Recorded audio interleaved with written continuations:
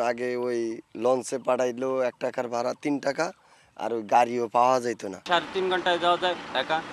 গাড়ি দাঁড়িয়ে থাকতো, মনে করেন আমাদের অনেক ভোগান্তি। কৃষক আবুল হোসেন বরিশালের কাশীপুরে 150% জমিতে শাকসবজির চাষ করেন। 2 বছর আগেও তার সবজি ঢাকায় পাঠাতে 2 দিন লাগত, পচে যেত কখনো কখনো। বাধ্য হয়ে কম দামে সবজি বিক্রি করতে হতো। তবে পদ্মা সেতু চালুর পর কমেছে সেই ভোগান্তি। আগে ওই লঞ্চে পাঠাইলো 1 টাকার ভাড়া 3 টাকা, আর ওই গাড়িও পাওয়া যেত না।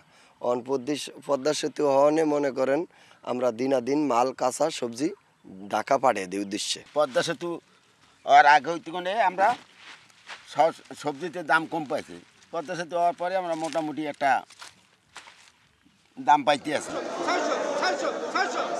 মৎস্য ব্যবস্থাপনাতেও এসেছে আমূল পরিবর্তন। দেশের বিভিন্ন প্রান্তে বরিশালের ইলিশ সহ নানা প্রজাতির তাজা মাছ এখন মাত্র 3 থেকে 5 ঘন্টায় পৌঁছে যাচ্ছে রাজধানীতে। সেখান থেকে ছড়িয়ে পড়ছে দেশের বিভিন্ন প্রান্তে। এখন জন্ম সনদ দিয়ে খোলো বিকাশ স্টুডেন্ট অ্যাকাউন্ট। নিজের বিকাশ নিজে কর। আগে পয়সা যাইতে লেট হইতো, এই জন্য আনা হচ্ছে না। অল্প পয়সায় মাছ ঢাকা পাঠাইতে পারতেছি এবং আমরা লাভবান আছি। স্বপ্নের মতো মাত্র 3 ঘন্টায় বরিশাল থেকে ঢাকা পৌঁছানোয় মহাসড়কে বেড়েছে যাত্রী চাপ, যা আগে লাগতো 8 থেকে 12 ঘন্টা। 200 ছাড়িয়ে এখন প্রায় 1,500 বাস দাপিয়ে বেড়াচ্ছে এ পথে। গাড়ির চাকায় ঘুরছে অর্থনীতির গতিপথ, যদিও ভাটা পড়েছে লঞ্চ ব্যবসায়। 3.5 ঘন্টায় যাওয়া যায় একা। আগে ফেরির আমলে মনে করেন 8 ঘন্টা 12 ঘন্টাও লাগতো।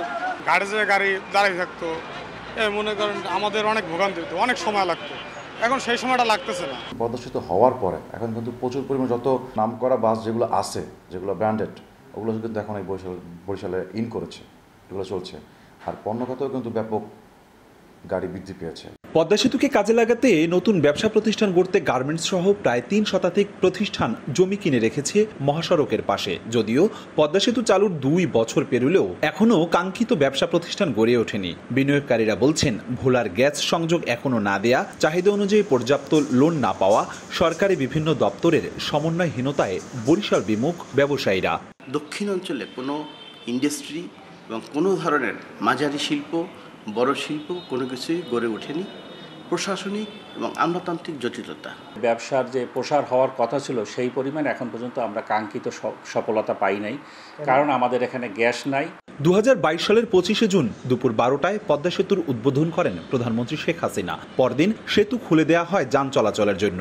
প্রায় 30,193 কোটি টাকা ব্যয়ে নির্মিত 6.15 কিলোমিটার দীর্ঘ পদ্মা বহুমুখী সেতু রাজধানী ঢাকা সহ দক্ষিণ ও পশ্চিমাঞ্চলের 21 জেলার সড়ক ও রেল যোগাযোগ স্থাপনে ভূমিকা রেখেছে। অপূর্ব অপু, সময় সংবাদ, বরিশাল।